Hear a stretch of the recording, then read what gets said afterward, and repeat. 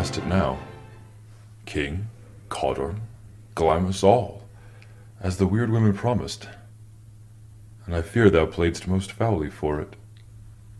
Yet it was said it should not stand in thy posterity, but that myself should be the root and father of many kings. There come truth from them, as upon thee, Macbeth, their speeches shine. Why, by the verities on thee made good, may they not be my oracles as well?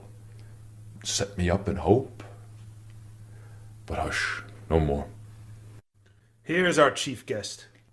If he had been forgotten, it had been as a gap in our great feast, and all thing unbecoming. Tonight we hold a solemn supper, sir, and I'll request your presence. Let your highness command upon me, to the which my duties are with a most indissoluble tie forever knit.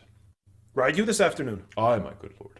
We should have else desired your good advice, which still hath been both grave and prosperous in this day's council. But we'll take tomorrow. Is it far you ride? As far, my lord, as will fill up the time twixt this and supper.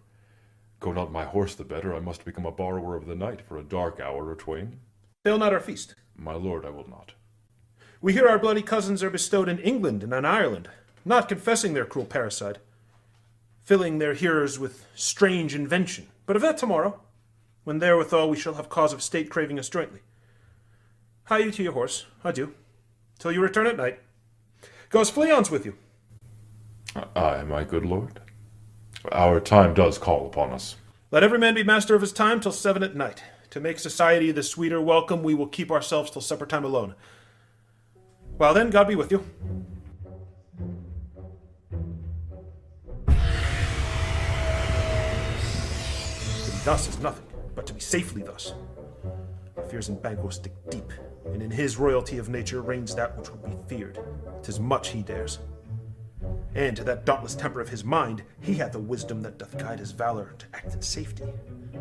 There is none but he whose being I do fear, and under him my genius is rebuked, as it is said Mark Antony's was by Caesar.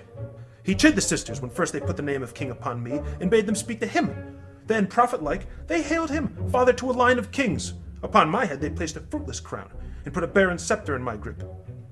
Thence to be wrenched with an unlineal hand, no son of mine succeeding. If it be so, for Banquo's issue have I filed my mind. For them, the gracious Duncan, have I murdered. Put rancors in the vessel of my peace, only for them. And mine eternal jewel given to the common enemy of man, to make them kings, the seed of Banquo kings, rather than so come fade into the list, and champion me to the utterance. Who's there?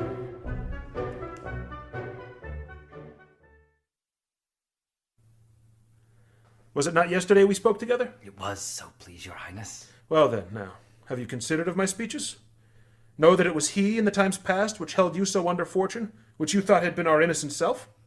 This I made good to you in our last conference, passed in probation with you, how you were borne in hand, how crossed, the instruments, who wrought with them, and all things else that might to half a soul and to a notion crazed say thus did Banquo. You made it known to us. I did so, and went further, which is now our point of second meeting.